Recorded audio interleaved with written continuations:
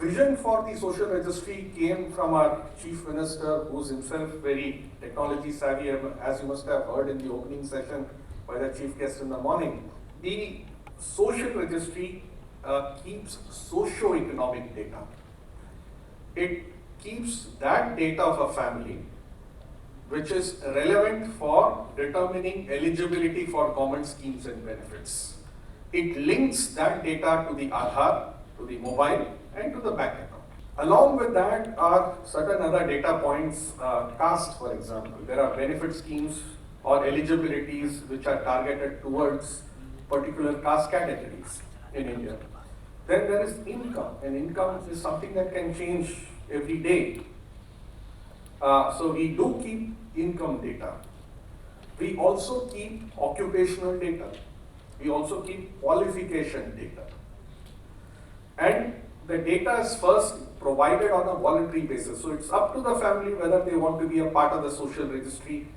If they are not part of the social registry, then they are voluntarily assuming that they will not be the recipients of certain government benefits. So if you want to be the recipients of certain government benefits, then you come on board and provide the data on. So it's entirely up to the family, it's voluntary in nature. But the eligibility for common schemes get determined on this basis. The data in the social registry is verified. Every data element is verified. And it is the single source of truth for determining eligibility for any government schemes. So if a person believes that his data that has been verified in the social registry is incorrect, then we have a mechanism by which that data can get corrected. But once having verified and put on board and accepted, that becomes the basis for delivery of government schemes. Obviously, when we look at eligibility and we look at verifications of something as amorphous as income or even occupations, people will have multiple occupations. It becomes a little difficult to determine exactly as to what is his range of income. So we got into integrating this with multiple databases. Normally, income assessment takes place on the basis of looking at sources of income. We don't want to get intrusive. It is also done normally by economists by looking at expenditure. What is the nature of, or what is the kind of expenditure that is being done by a family. It is also looked at from the viewpoint of assets, and there are exclusion criteria that is based upon the asset ownership of the family. What we have tried to do is build an amalgam of all three on the basis of data that is digitally and electronically available, so that we don't need to go and ask. For example, land ownership. Land ownership is public data. That land ownership being public data linked to the unique ID put together gives a sense of asset ownership, vehicle data. Electricity consumption is a very good indicator of economic status. We have looked at, even linked up with the equivalent of the IRS, what we call as the Central Board of Direct Taxes, the income tax department here. And we get a verification from them about the income brackets. And that is done electronically, digitally, no human interference. We have also linked it up with school fees. So the kind of a school that child is studying in and the school fees that is being paid or rather being charged by that school also gives an indicator of family status. So by putting all these data points in together, we arrive at an assessment, a prediction on the income for the family, which is compared with the self-declared income. And we also have a field unit that in case of in case of any doubt, or there are people, and especially the poorest of the poor, who will not have a footprint anywhere in the digital world.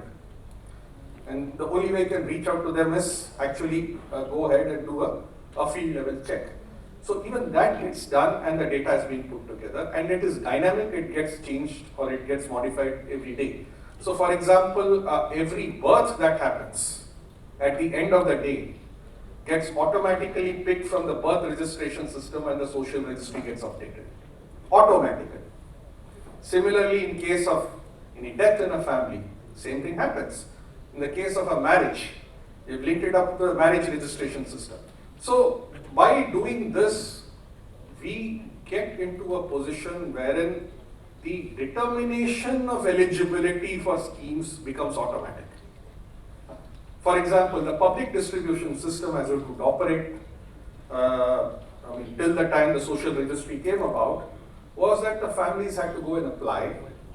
There were a certain set of eligibility criteria on the basis of which the field assessor units will go and assess and then verify and then provide the verification status. Now it is automatic. So a few months back we rolled that out, and 1.3, there were about not 6 million, a total of 6 million families of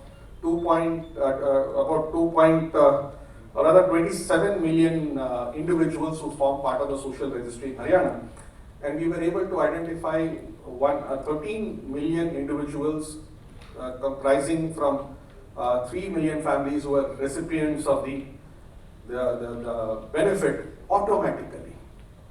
So from the earlier lot, there were a large set which got excluded, and there was a new set of people who got included. We are doing the same thing for the medical benefit, the Ayushman Bharat scheme, for scholarships. So you don't need to apply anymore. You just get a message, and this is done every month. So you get a message, the family gets a message that you are eligible now for the scheme, and you will start receiving the benefit of the scheme from the next month in case you would like to go and take those benefits. That's consent based off, obviously.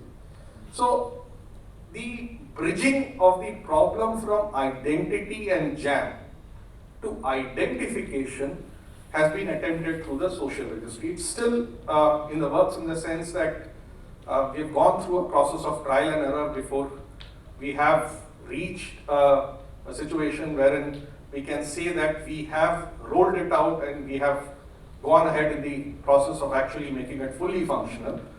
That's gone ahead, and the benefit is already got to be seen, it's visible, and any delegate, anyone who would like to have a physical view of what it is are welcome to visit any of the districts or come to our state capital, and we'll be happy to showcase it.